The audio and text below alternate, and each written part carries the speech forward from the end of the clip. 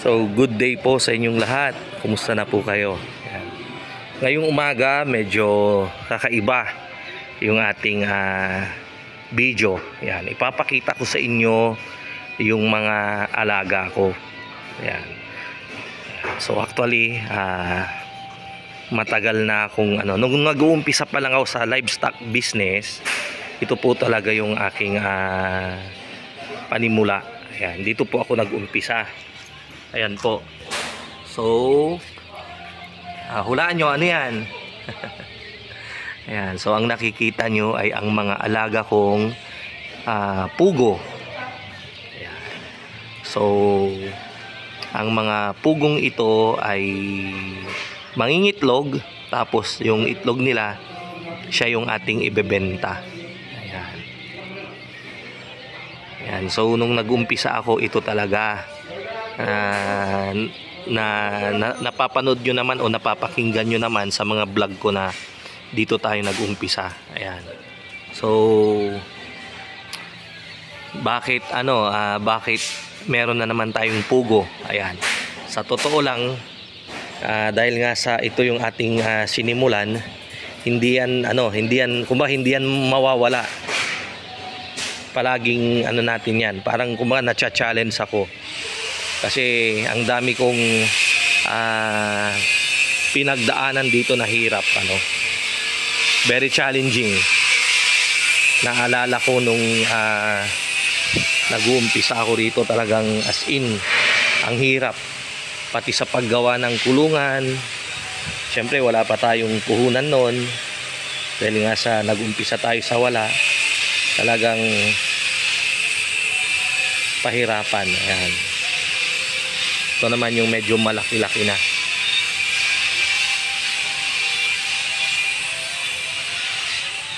Ayan. 31 days na sila.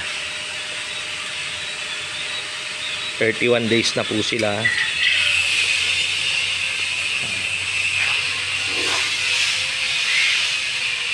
Ayan.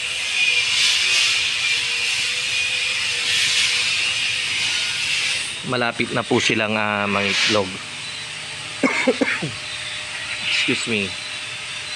Ayan. So, by next year,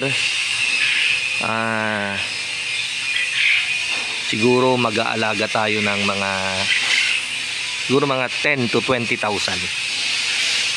by next year, dahil nag-uumpisa pa lang tayong mag-breed. And then sasabay ko po sa delivery ng mga itlog natin na puti. Ayan. Tapos sakaling may interested po sa inyo na gustong bumili ng RTL nito or sisiw, by next year pwede na rin po kayong magpabook by mga bandang April.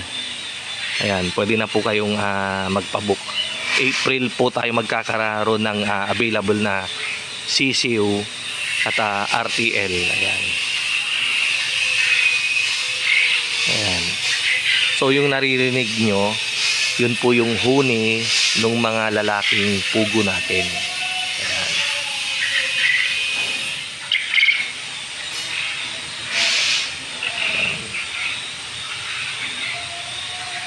Basta ang ko lang sa inyo, pag mag-aalaga kayo nito, dapat meron kayong market. Pakiramdaman nyo muna ang mabuti. Ayan, and then mag-start muna kayo ng siguro 1,000, 2,000 heads. Huwag nyong bibiglain na 5,000. Ayan. At siya nga pala, ang 1,000 heads ay nasa isang kulungan lang. Kulungan na 5 patong. For every deck, 200 heads. So 5 decker yon, kaya 1,000. Ang sukat ng kulungan, 3 feet ang lapad, 8 feet ang haba. So napakaliit po. Napakaliit niyang 3 by 8 lang na 5 patong. 1,000 na po yung kasya doon. Ayan. Ayan. So pag nagpugo kayo, alalay lang. Tapos yun, pakiramdaman ninyo yung market ninyo.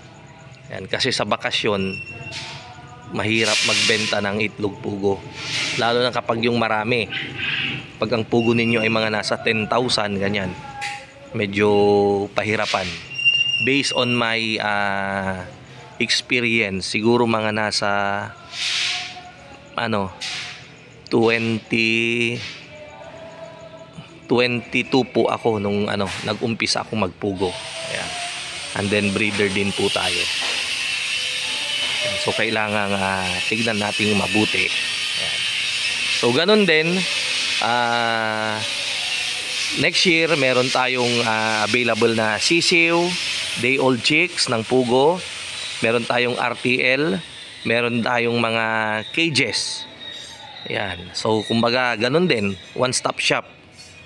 Ayan. So ang RTL siguro mga nasa 30 pesos lang nating ibebenta. Sa iba kasi 35 na. Pero sa atin 30 pesos.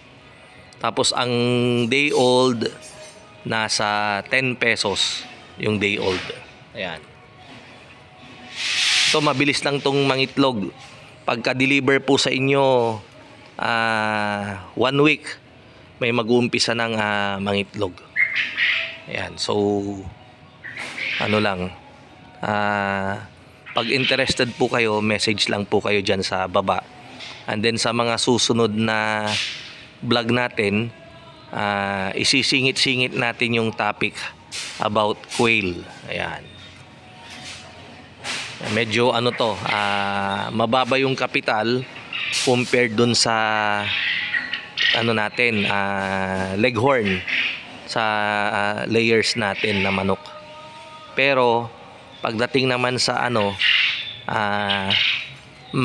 mataas-taas yung kapital, mapuhunan yung layers natin, leghorn, pero okay po yung negosyo.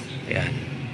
Mas okay siya. Ito kasi medyo pag bakasyon, yun talaga yung challenge medyo pahirapan yung pagbenta ng itlog. Ayan. So sinasabi ko po sa inyo para at least alam ninyo yung problema na i-resolve. Ayan. So maraming mga diskarte para ma-resolve yung problema na yan tuwing bakasyon. Ayan. So kung may katanungan kayo, comment lang po kayo dyan sa baba. Ayan. Ayan, yung mga yun, pugo yung mga yan. Ayan. Tapos yun. Ayan. Pakita ko rin yung ginagawa nating cages nila. Ito po yung welding ni tatay. Yan po yun. Yan po yung isang layer. Ganyan lang po. 2 feet yung mismong bahay ng pugo, 2 feet ang lapad. Hanggang doon po naman ay 8 feet ang haba. Tapos yung doon sa rorolan ng itlog, mayroon tayong 1 foot. So 3 feet naman siya doon, including yung roller ng itlog, kung saan doon gugulong, tapos doon natin siya i-harvest. Ayan. So abangan nyo po yung mga iba pa nating video sa mga susunod nating vlog. Ayan. So today is November 30. Ayan. Bukas pa pala yung December 1. Ayan. So November 30 yung date. At i-upload po natin agad to. Ayan. So thank you.